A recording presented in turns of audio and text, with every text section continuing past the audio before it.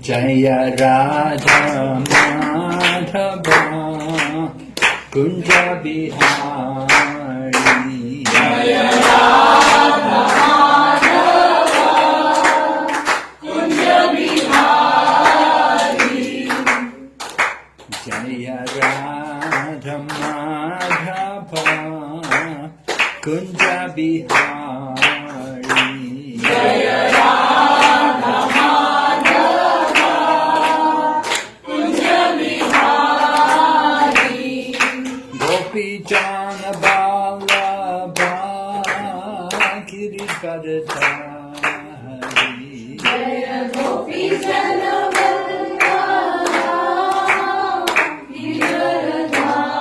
Giridharadhari Gopi Jana Vallabha Giridharadhari Jaya Gopi Jana Vallabha Giridharadhari Yashodanandana Braja Janaranjana Yashodanandana Braja Janaranjana Yashodanandana Braja Janaranjana Yashodanandana Braja Janaranjana Yamunatira Vanachari Yamuna Tira Vanachari Yamunatira Vanachari Yamuna Tira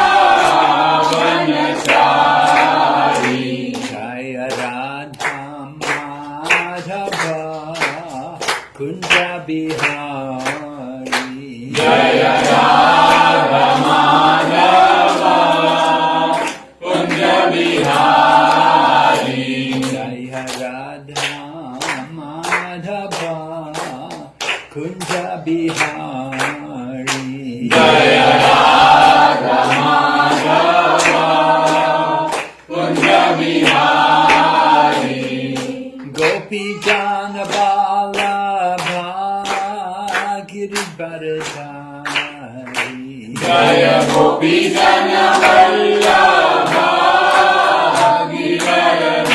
Giridharadhari Gopi Jana Vallabha Giridharadhari Jaya Gopi Jana Vallabha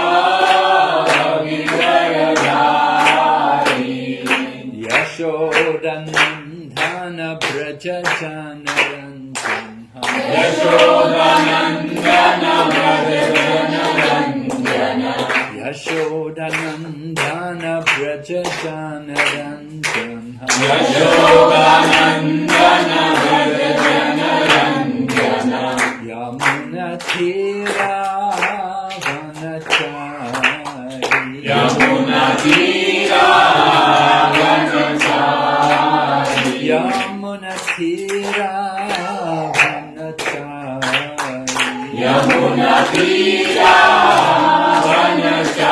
Vanachari Hare Krishna Krishna Krishna Hare Hare Hare Rama Rama Rama Hare Hare Hare Krishna Krishna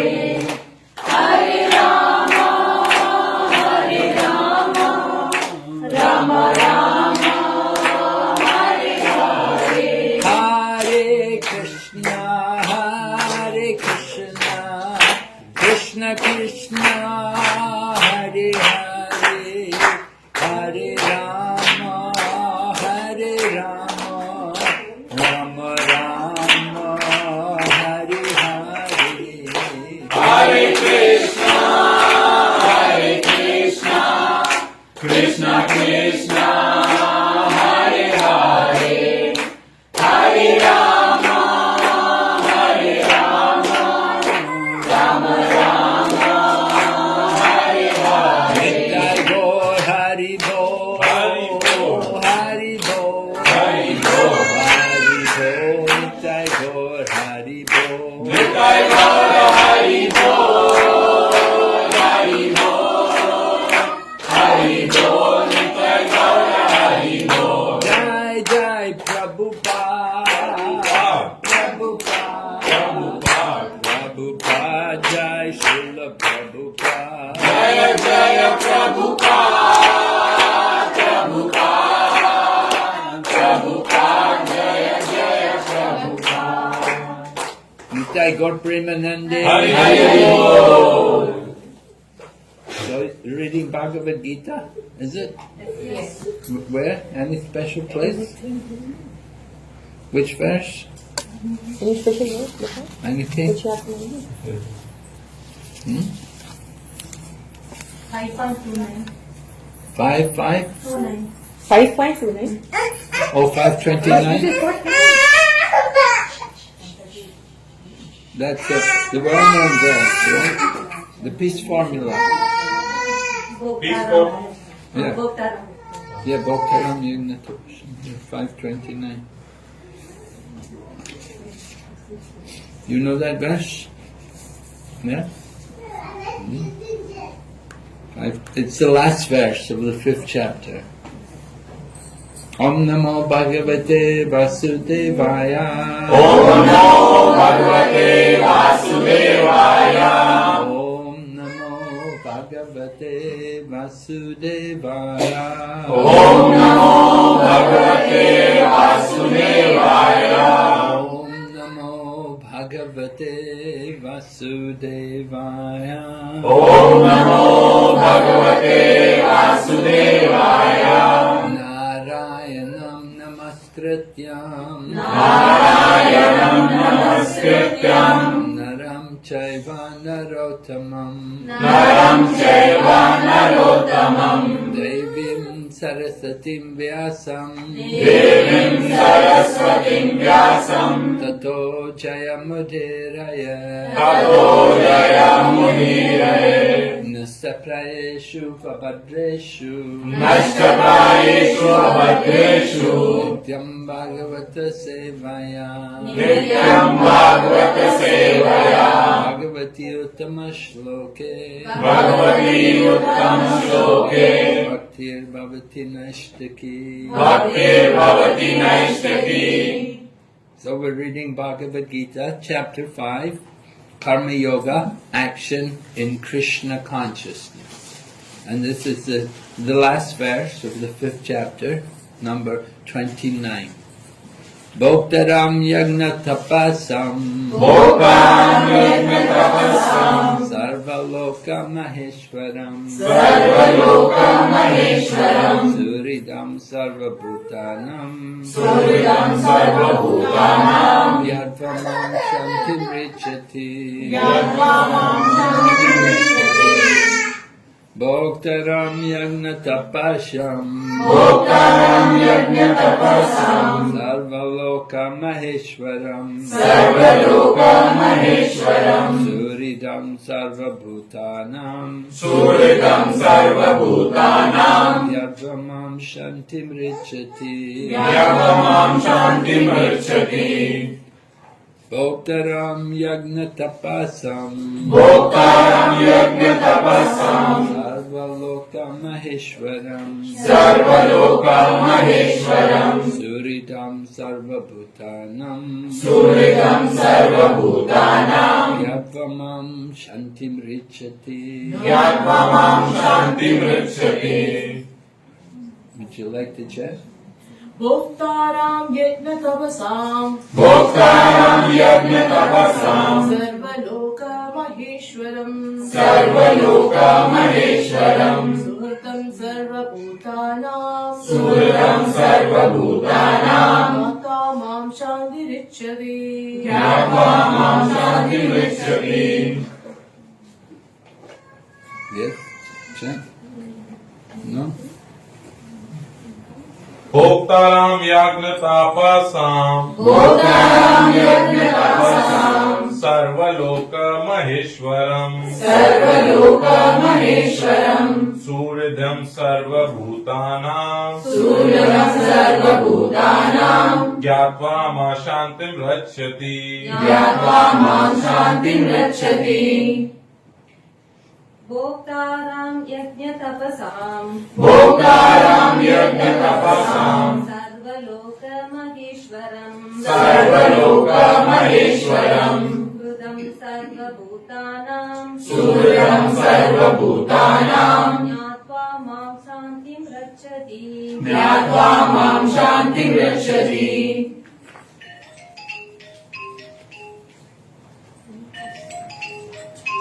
भोक्तारं यज्ञतपसां भोक्तारां यज्ञतपसां सर्वलोकमहेश्वरम् सर्वलोकमहेश्वरम् सूर्यं सर्वभूतानां सूर्यं सर्वभूतानां ज्ञात्वा मां शान्तिमृच्छति ज्ञात्वा मां शान्तिं रक्षति भोक्तारं यज्ञतपसां भोक्तारां यज्ञतपसां सर्वलोकमहेश्वरम् सर्वलोकमहेश्वरम् हृदं सर्वभूतानां सूर्यं सर्वभूतानां ज्ञात्वा मां शान्तिमृच्छति ज्ञात्वा मां शान्तिं रक्षति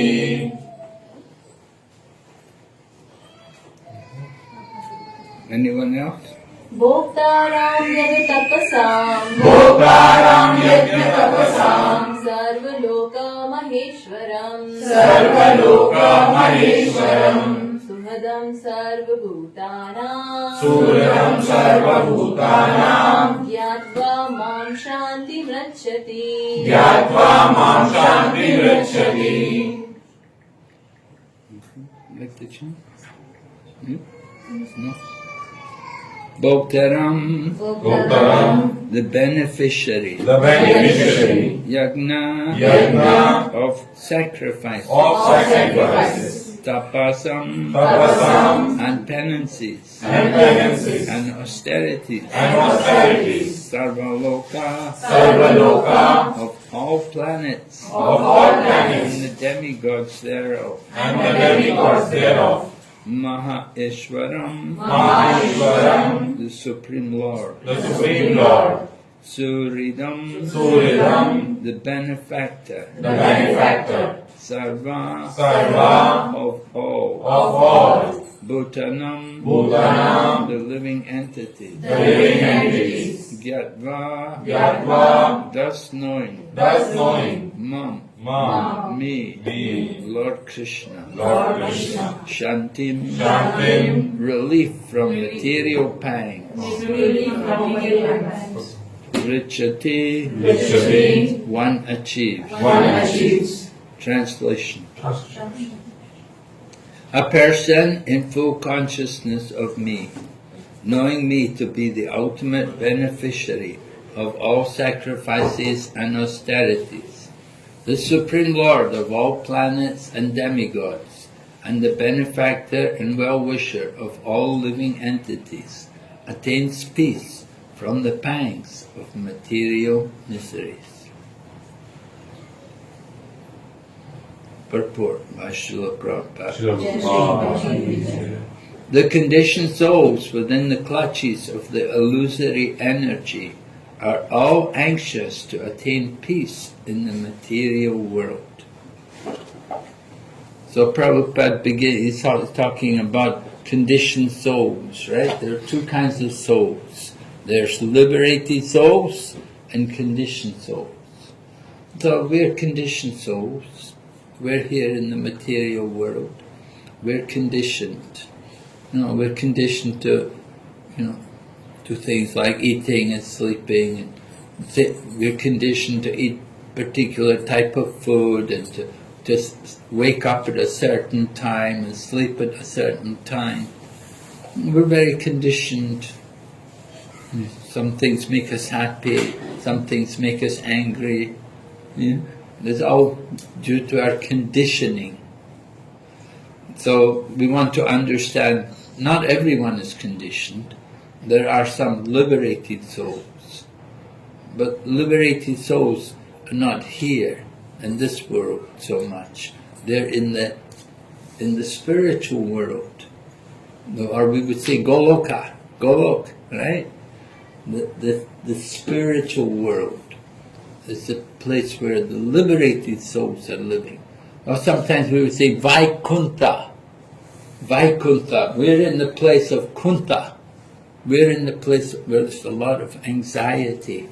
You can see that book there, the cover, the Srimad Bhagavatam, the blue book. Right? See the cover?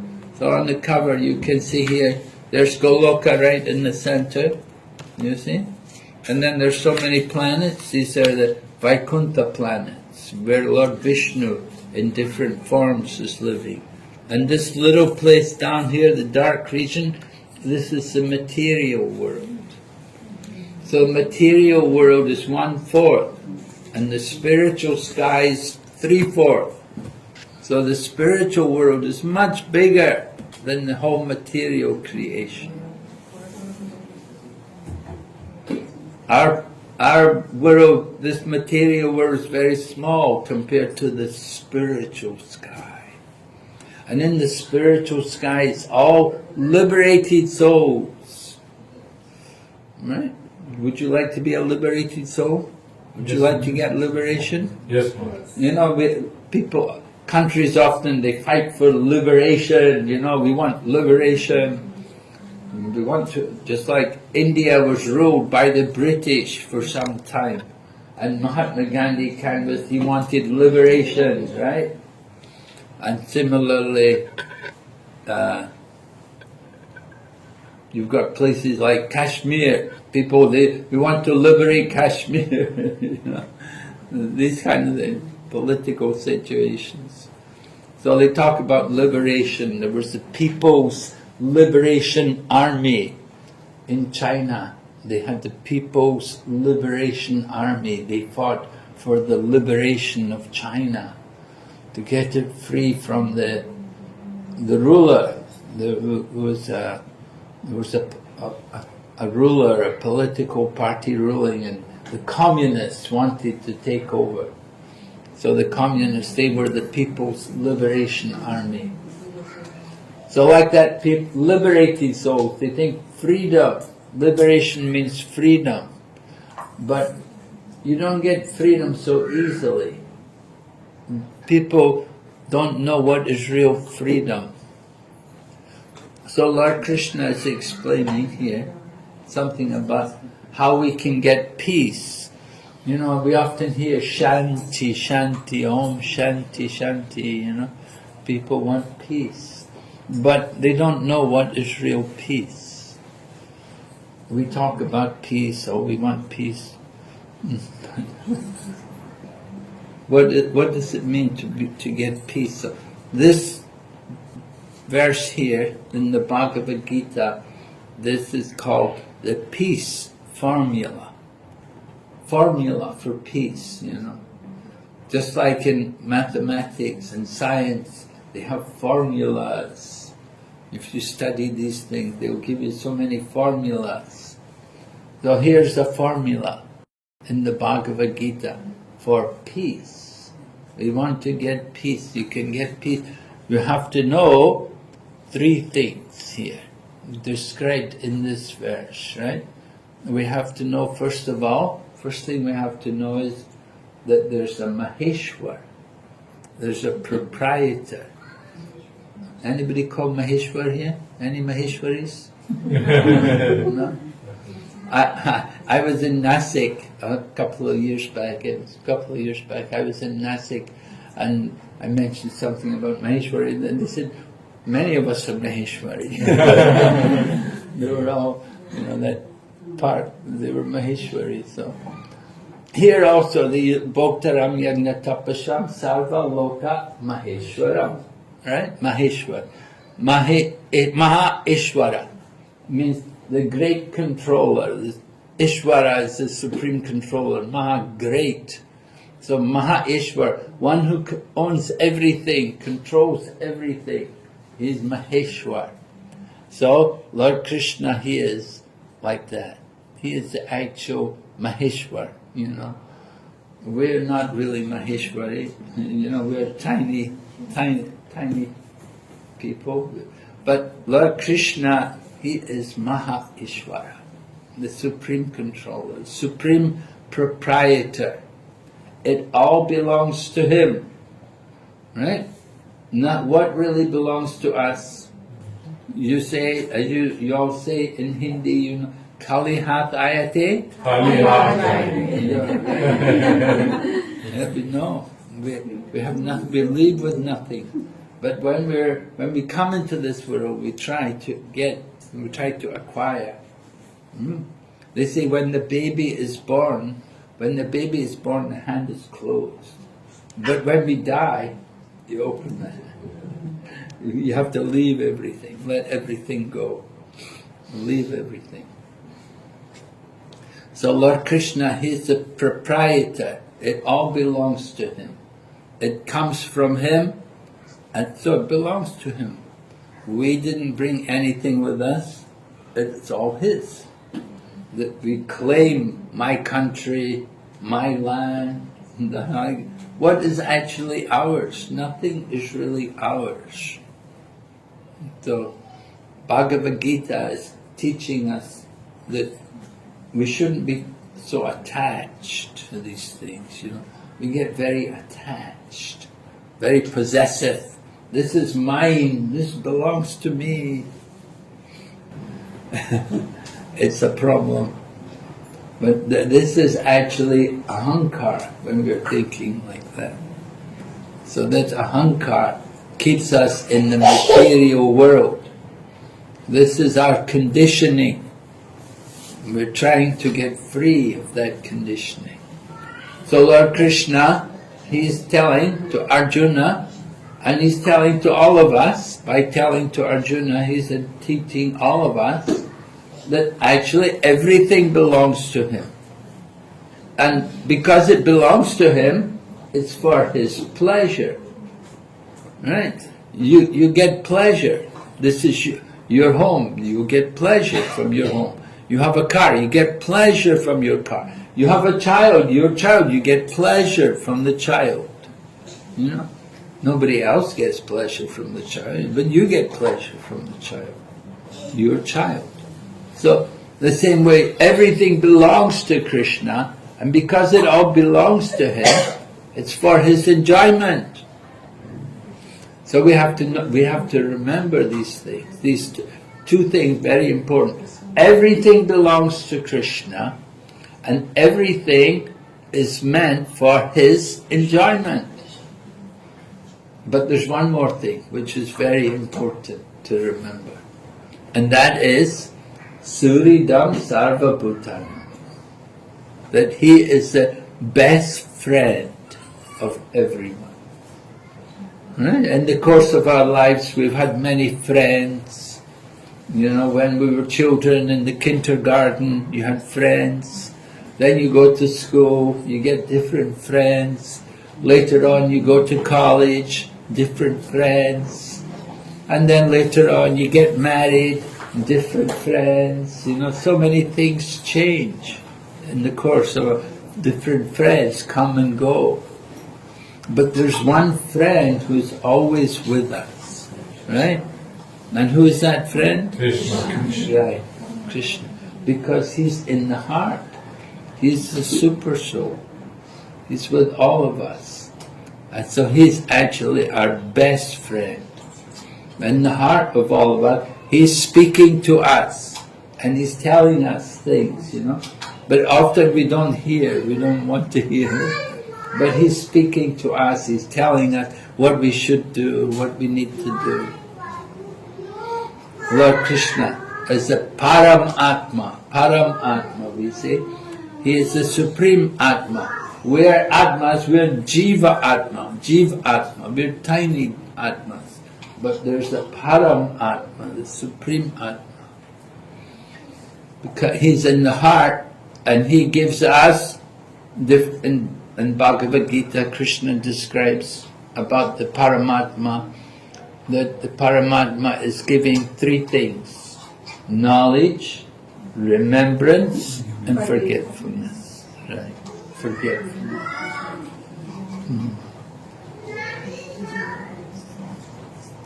So these three things, they come according to our desire. Because Krishna's in the heart, so he knows our heart. He knows what we want, what we desire. And Krishna arranges. Sometimes he will give us knowledge, sometimes he'll help us to forget, and sometimes he'll help us to remember. Because he understands our thinking. Because he's next to us, he's sitting next to us in our heart. They give the example, the acharyas speak about two birds on a tree. Just like two birds are in the tree. And one bird is eating the fruit, and the other bird is watching. So like that, there are two Atmas. There's the Jiva Atma and the Paramatma. And the Jivatma is eating the fruit. And sometimes the fruit is nice, and sometimes it's bitter. Sometimes it's sour or whatever. But Paramatma, Krishna, he's sitting there and he's watching and seeing everything. So we want to understand our relationship with Krishna. How he's a very good friend to all of us. But we have to cooperate with him. We have to understand everything belongs to him. So just think, if you had a friend, maybe you're a friend of Mr. Ambani, right?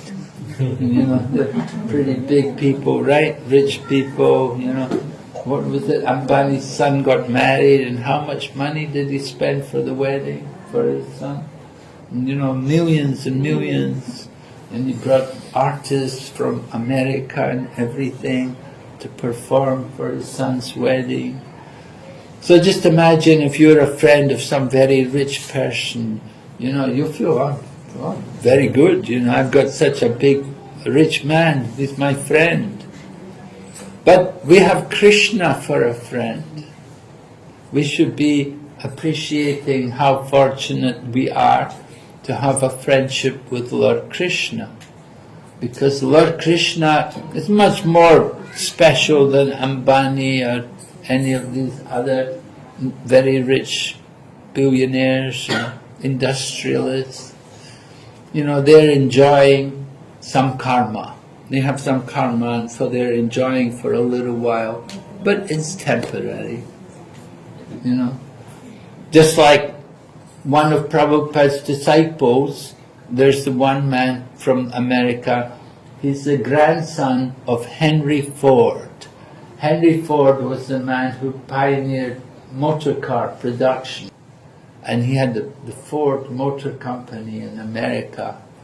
So his family is very rich, and his grandson, Henry Ford, as a young man, Henry Ford's grandson was called Alfred Ford. And as a young man, he was interested in yoga and meditation, and he got one of our books, and he became interested, and he met Prabhupada. He came and met Prabhupada, and he took initiation from Prabhupada. Prabhupada gave him the name Ambarish. From Alfred Ford, he became Ambarish Ford. Right? And he was a rich man, but he told devotees, he said, you know, money doesn't make you happy. And he told about his own mother. He said recently my mother died. Actually, when his mother died, he brought his mother's ashes, put them in the Ganga. And at that time he was telling devotees, he said, you know, people think money will make you happy. They do everything to try to get money. But he said, I've seen money doesn't make you happy. He said, I saw my own mother. She had so much money, but she was not happy. So we have to understand happiness is something which it doesn't just come from money. Happiness is actually the nature of the soul. And similarly, peace. You can also be at peace if you have that consciousness, if you understand our spiritual identity. If we know ourselves as a soul, then we can be more peaceful.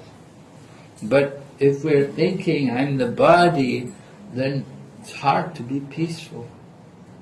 Because in the material body, we're always worried. We're worried about getting old, we're worried about disease, we worry about dying. But if we understand I'm a soul, then you don't have to worry about these things. Because for the soul, there's no birth and there's no death. The soul doesn't get old, it doesn't die. And the nature of the soul is Sat Chit Anand, eternal, full of bliss and knowledge. So Krishna consciousness is to help us to remember these, to come to the higher platform, to the spiritual platform, knowing ourselves as a soul. And when we chant Hare Krishna, you can experience the spiritual energy. It awakens by chanting Hare Krishna. So this is why we encourage everyone, chant the holy name, do your chanting. And it's a very good way to begin the day. Prabhupada writes, we were reading last night, we were studying a book called Upadesh Amrita. Have you read it? Nectar of Instruction? No? And it's just a small book. And in the book anyway, Prabhupada was saying how we like devotees to wake up by 4 o'clock in the morning. People may think, 4 o'clock? I go to sleep at 4 o'clock. You want me to get up at 4 o'clock? What am I going to do at 4 o'clock in the morning? Well, what we do at 4 o'clock in the morning, we chant Hare Krishna mantra. Actually, in the practice of yoga, the morning hours are very important, very valuable, very good time, because it's peaceful. Especially when you have children. Children can sleep in the morning. That's a good time for you to do chanting and to have to yourself. You have time for yourself. During the day, you've got to take care of children all the time. It's not so easy, but if the child's asleep, then that's a good time. You can be free, liberated, right? So, that morning period of time, that is called Brahma Muhurta, the time of Brahman. It's a spiritual time.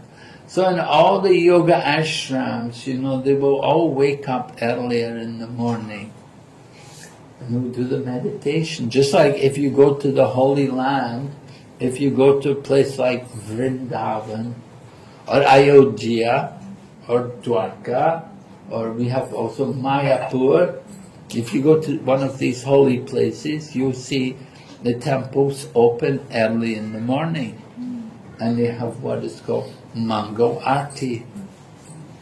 So Srila Prabhupada went to the West and he began to make temples, made temples in different cities, and instructed the devotees also to put the deity and how to worship the deity.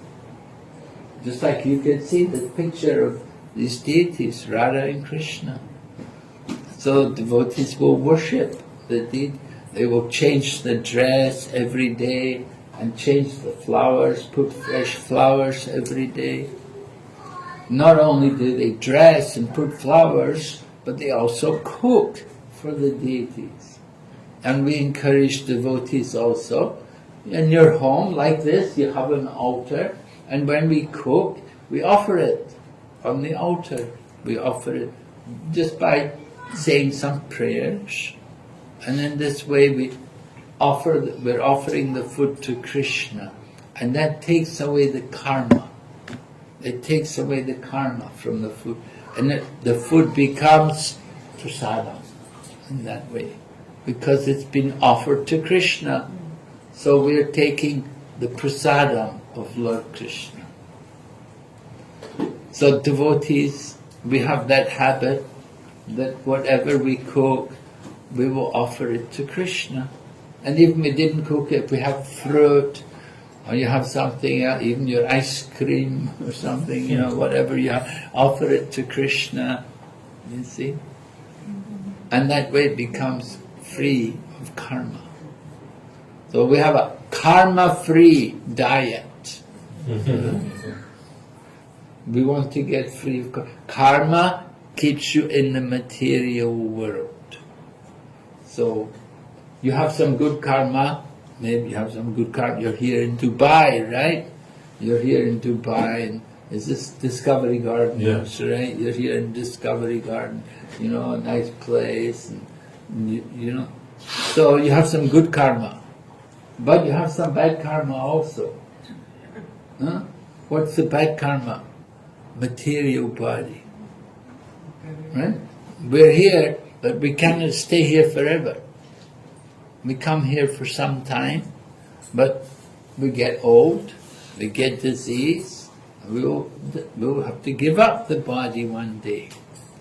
And we have to understand the body is just like the dress. Right? In the Bhagavad Gita, what does Lord Krishna say about the dress? How does he compare it? Keep changing. Yeah, right. You get new dresses, you get new clothes, and you give up the old cloth, you put on the new cloth. The same way the body, death is simply the change of body. We give up one body, we take another body. So death is not something to be afraid of or to lament. It's just a part of nature of the material world, that it happens. In the Bhagavad Gita, Krishna described one who has taken birth, they will die. We have to die because we took birth. Why did we take birth? Because karma. Yeah, we had some karma, right? And the place where we took birth, the family we were born in, everything, our karma. It's all karma. And where did that karma come from? Previous life. Yeah, previous life. We've had many births. In the Bhagavad Gita, Lord Krishna is telling to Arjuna the history of the Bhagavad Gita. Krishna said, I told this knowledge of yoga to the sun god. And Arjuna thinking, what? Arjuna he said to Krishna, how could you tell the knowledge to the sun god? He said, you and I are the same age. The sun god is so much senior in age than us. How could you give the knowledge to him? But Lord Krishna tells Arjuna, he said, we've had many births. I can remember them, you cannot. Right? We don't remember where were we in previous life. We can't even remember where we last week. We don't remember. What to speak of previous life? We don't remember. But we've had many births. That's the nature of the soul. That the soul needs the body. So we take birth. And if we were liberated, if our souls were liberated, then the soul would go to the spiritual world, to that, the unlimited spiritual world, Vaikuntha. Vaikuntha means no anxiety. But this world here, anxiety, lot of anxiety. Because we have the body, the dress. And the body is changing from the child. Child takes birth, becomes a young child, begins to grows into the teenager, then goes on growing, becomes fully grown, and then we go into married life, and have children and so on, and then gradually get old, and one day you give up the body. You change the body. So this is the nature of the material body. It's temporary. We identify with the body. We're thinking, this is me, right? And we do everything for the body. What is this body? The body is senses. We have 5 senses in our body, right? What are these senses? Tongue, ear, Smell, touch. Mm-hmm. Eyes and touch. Yes, right. The eyes, the ears, the nose, touch. Yeah, 5 senses. So we want to enjoy the senses. The senses. The tongue is saying, I want to taste something nice. Give me the nice curry, or the ice cream, or the coffee. Yeah. Right, we're saying like the tongue is saying, I want this, and then the ears are saying, I want to hear the nice sounds. I want to hear the nice music. Yeah. And the nose is saying, no, I want to smell the nice aroma. I want the nice perfume, the nice water, the nice fragrant smell. And the nose wants to enjoy also. And the eyes want to see something very beautiful, very pleasing. And the skin, we like to touch something. Should be very nice, soft and pleasing to the skin. So each of the senses is demanding attention, and they're pulling us. Just like you have 5 husbands, right? like Draupadi, Panchali. If you were Panchali, 5 husbands. One husband saying, I want to go there. The other husband, no, I'm going there. And, very difficult, right? Just to take care of one husband is difficult. But 5 husbands, how much more difficult? So the body is like that. 5 senses, very difficult. We have to be careful. Try to overcome the urge of the senses. But this is yoga, controlling the mind and the senses. And which is the most difficult sense to control? eyes. Tongue. Tongue is the most difficult. Yeah, eyes, we can close the eyes. But the tongue is very active, wants a lot of attention. And what does the tongue like to do? Eat and talk. Yeah. Eating and talking. Right? When we're not eating, then we're talking. And when we're talking, then we can't eat. So these 2 activities, they have to be dovetailed, they have to be connected to Krishna's service. So we use the tongue to chant. We have nice songs about Lord Krishna. We sing also, we chant His holy name, sing the songs. And we also eat nice food. We like to take the prasad of Lord Krishna, prasad. It's quite different from impersonalism, or, if you go to the Jnana yogis, Brahmavadis, they will say, don't see anything. They say, don't see. They think that is controlling the senses.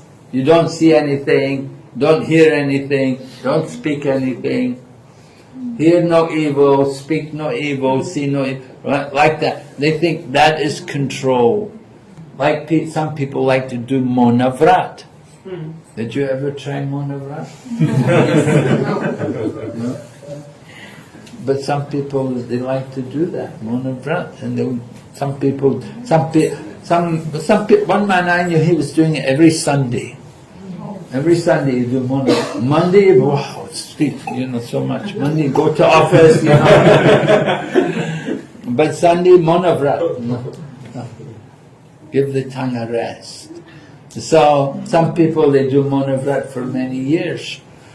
I was traveling in India, it's quite a long time ago now, I was traveling in India and we were distributing Prabhupada's books, this Bhagavad Gita. We had some books, and we had a vehicle, we had a matador van, and we were traveling in India. I was with another devotee, and what happens was we saw there was this mountain, and halfway up the mountain there was a cave, and you could see there was a temple there. So we thought, we have time, let's go and see, let's go and check it out, let's see who's in there. So we went over there to the place, and we went into the temple, and there was one Babaji there, one sadhu was there, and he saw us, he went, so we, he's doing Monavrat, we could understand Monavrat. So we started preaching to him. He couldn't preach to us, right? So we were talking to him, we were telling him, we have come from Europe, I'm from England, and this like that, and we're traveling around India, and we brought books, and we're distributing this Bhagavad Gita, and we showed him the Bhagavad Gita, and we said, this is our guru, he wrote this book, and we said, would you like to get a copy? So he had a board with chalk, he wrote, how much is it? And we sold him a book. Yeah. So although he wasn't speaking, but still the mind was active, the mind was still busy. So just saying Monavrat, that's not really the solution. But if we use the tongue for something, for a spiritual activity, to serve Krishna, then that you're not going to get any karma for that. You see, that's the point. Other talkings, you get karma, you get involved with the material world. But if we use the tongue to chant the Hare Krishna mantra, and to read the Bhagavad Gita, and talk about Krishna and Bhakti Yoga, no karma.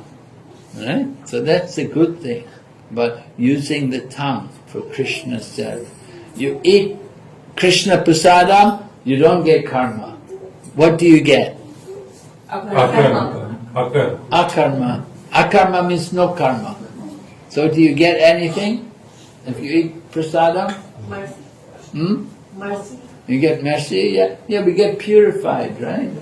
We get purified. It brings us closer to Krishna. We eat the food offered to Krishna. It brings us out of the material energy. So we can use the tongue to chant and to take prasadam. And we use our body, try to use the senses, all the senses, in the service of Krishna. There was a great devotee called Maharaj Ambarish, and he was living at it was near Govardhan Hill. There's one place there where he was living there. Anyway, the Ambarish Maharaj, he was a great devotee. Although he was the king, he would spend the whole day in the temple. He liked to be see the deities. So that is a good use of the eyes. We want to see something beautiful, can see the deity. Look in the mirror, oh no, feel disappointed. At least I do, look in the mirror, oh yeah. But anyway, like that, if we see Krishna, we say, oh beautiful, so nice. We appreciate transcendental beauty in the form of the deities. And we see also the aroma, smell the flowers offered to Krishna. The prasadam is also prasad. So that is good use of the senses. We use our hands to serve Krishna, to cut the vegetables, to clean the temple. And we use our legs to walk, to go to temple, and to go to holy places. So we can use all the different senses for the service of Krishna. So this way, when you're serving Krishna, you feel peace. You don't feel any anxiety or any tension. You feel satisfied, you feel happy. So this way, Lord Krishna is telling us the peace formula. We just have to remember those three things. Do you remember now? What are the three things? One is... He is the enjoyer. Huh? Enjoyer, proprietor. Who is the proprietor? Lord Krishna is the proprietor. Yes, so he's the proprietor. Then second thing? It is everything for his pleasure only. Yeah, he is the enjoyer. Right? He's the enjoyer. And what's the third thing? Well-wisher. He Huh? is also a Friend. well-wisher. Friend. Friend. What friend? The very best Best friend. friend. Right, the best friend. Not just a friend, but the very best friend. Right, there are many words in Hindi for friend, right? Doshtan, Mitra, Bandhu. But this Suridam Sarva Bhutanam, the best friend of all living entities. So a very dear friend. So we have to remember this thing, and then we'll be peaceful. We'll be free from the anxiety, whatever happens when things go bad for us. What should we think? If things are going very bad, we should think, I deserve to suffer more, but Krishna is only giving me a little suffering. And when things are going really good, and you're really successful, what should we think? We should, Krishna is Krishna's mercy. Krishna's encouraging me. Yeah. I don't deserve all this, but Krishna's just trying to encourage me. In this way, a devotee sees everything in relation to Krishna. So we remain peaceful in every situation. Sometimes it's good and sometimes it's bad. Sometimes things go well and sometimes they don't. But we just tolerate and go on chanting Hare Krishna, serving Krishna. Okay, any question? Anyone? Krishna Maharaj, I would like to ask one question. Yes, Prabhu. Maharaj, when we understand that in a material world, most of our senses in a working environment gets engaged into material activities, working for a company, talking to any person who's fully conditioned by material environment, then his influence also somewhere, Maya also contaminates us when we engage with them.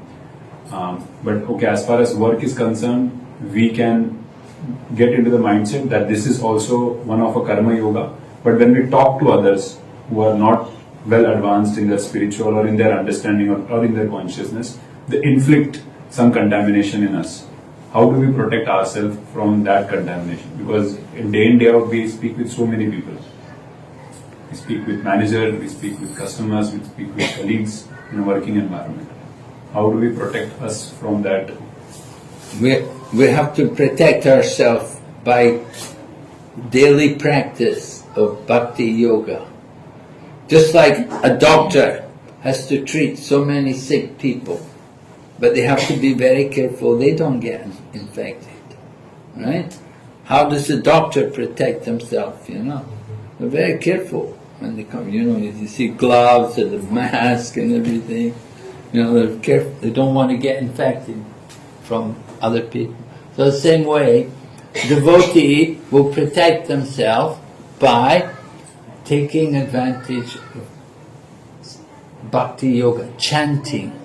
You want to start the day by chanting the Maha Mantra. You see, you do some japa, that protects you. If you chant the holy name, that helps, it gives you spiritual protection from all that material energy. So this is how we have to, and because we eat food also like prasada, We don't just eat any and everywhere, but we're careful what we eat.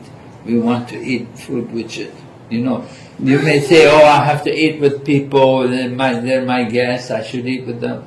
No, you just tell them frankly, I'm a vegetarian, I don't eat this. And Prabhupada explains, he said, when it comes to dressing, we dress to please others. You think about where you're going, who you're meeting, and you dress according to the occasion.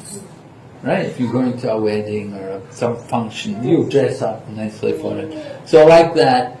But when it comes to eating, it's up to our own self as an individual. What do you want to eat? And what do you not want? And we should be very careful about what we eat, because food, that disease comes from the mouth. The food you put in the mouth, it's very easy to give us problems and get health problems and disease. A lot of it comes from food, the eating habits which we have, irregular habits. So like that, we have to protect ourselves from that. The enemy, what is the enemy? Is the lust. In Bhagavad Gita, Arjuna is asking to Lord Krishna, he said, why are we doing sinful activities? He said, even unwilling, didn't want to do it, but something forces us to do sinful things. And Lord Krishna said, this is the lust. Kama esha, krodha esha, rajaguna samutpavaha. Right? The rajagun, that passion, desire for enjoyment, that lust is there. So we have to conquer over that lust by spiritual strength. And you get spiritual strength to overcome these things by regularly chanting Hare Krishna mantra and reading Bhagavad Gita, worshipping Krishna. These things, they give you spiritual strength. Again, controlling our tongue, be careful what you eat. Like, you want to eat food which is cooked by devotees, which has been prepared nicely. You go to some restaurants, they may say vegetarian, but still there'll be onion and garlic, so many. And you don't know the people working in the restaurant, you don't know about their habits. Are they vegetarian? They may just be working there, may not be vegetarian. So it's always better to take advantage of home cooking. Is better than eating outside. These things, it seems like a lot of trouble, but it protects us a lot. You want to protect yourself from outside forces, from all of these. This is how you do it. You be careful about where you eat and what you eat. Be careful about where you go and what things you do. It will give you spiritual strength. It will protect you from all the bad things around you. Yeah? So devotee, we practice Bhakti Yoga, we do like that. We have a regular program. I was saying Prabhupada liked us to wake up early in the morning. If you can do it, if you can get up earlier in the morning, it makes your spiritual practice very powerful. It's a good time in the day to do chanting and to hear from scriptures. Will give you that strength to overcome all the obstacles. All the evil forces, they can all be removed just by devotion. Some people worship Lord Ganesh to overcome obstacles. But we worship Lord Nrsimhadev. Lord Nrsimhadev, he gives the power to Ganesh to remove the obstacles. And we chant that prayer also. You know that prayer? Namaste Narasimhaya. Namaste Narasimhaya.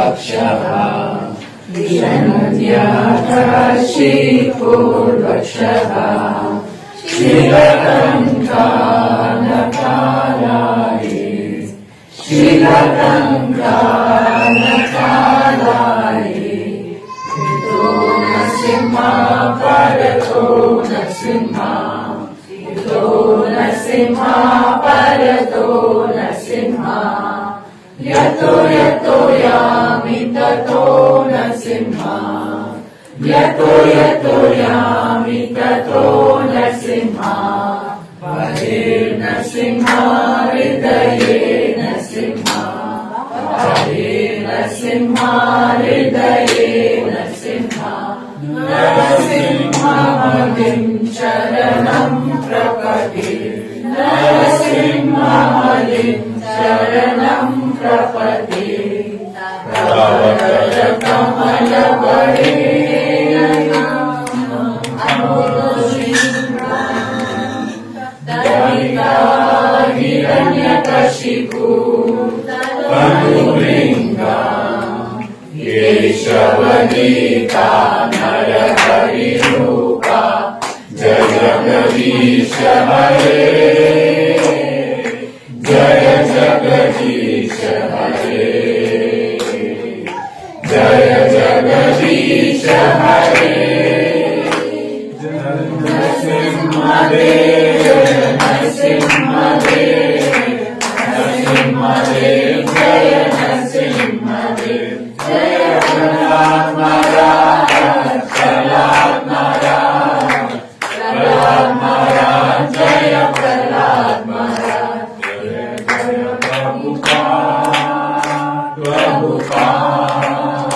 Prabhupada, Jaya Jaya Prabhupada. Srila Prabhupada taught us to sing this prayer. He said it will help us to protect us from dangers in the material world, from all the inauspicious things. Will protect the devotees. So prayer is very important also, to protect yourself. Yeah?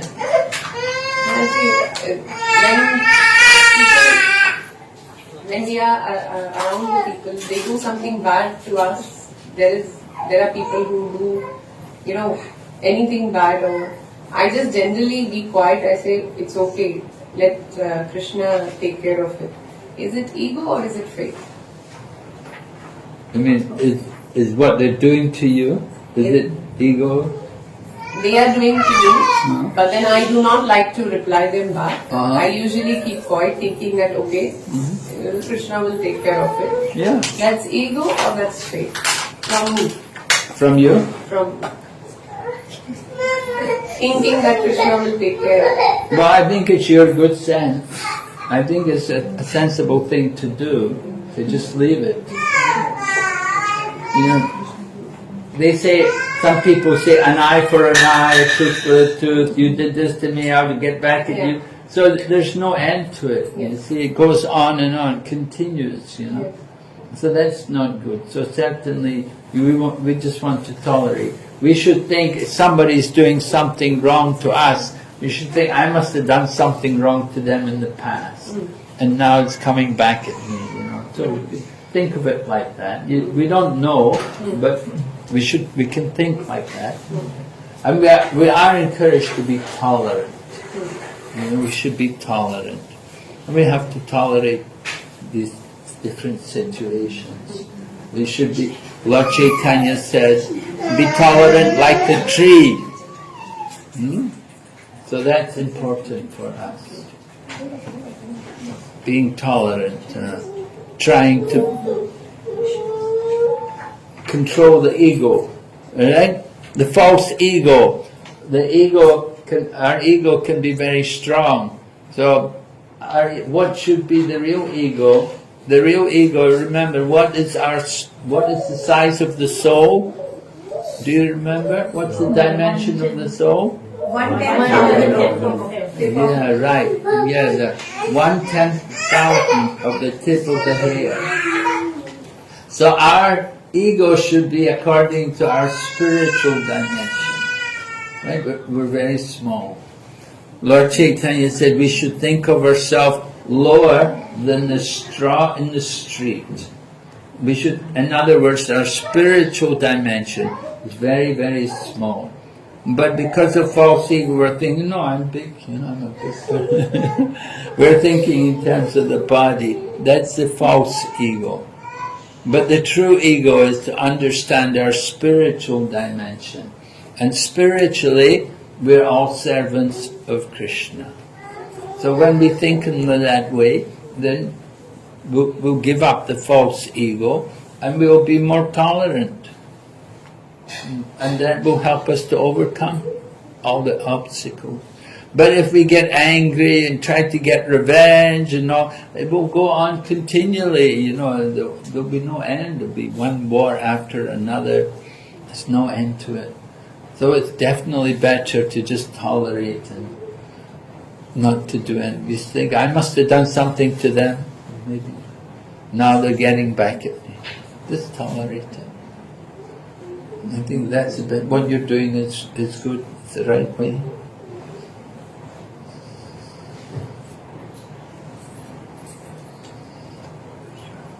If we don't know why they're doing it, we can't understand their thinking, but we just accept it, okay. And we could think also, maybe Krishna's testing me. But Krishna's testing me. Wants to see how tolerant I am. And Krishna sometimes does test. He does test us. But these tests are to help us to progress more.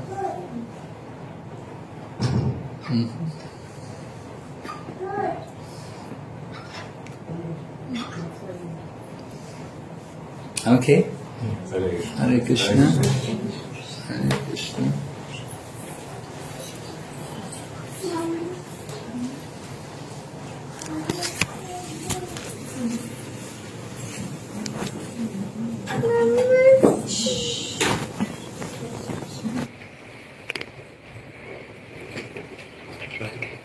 Vighna.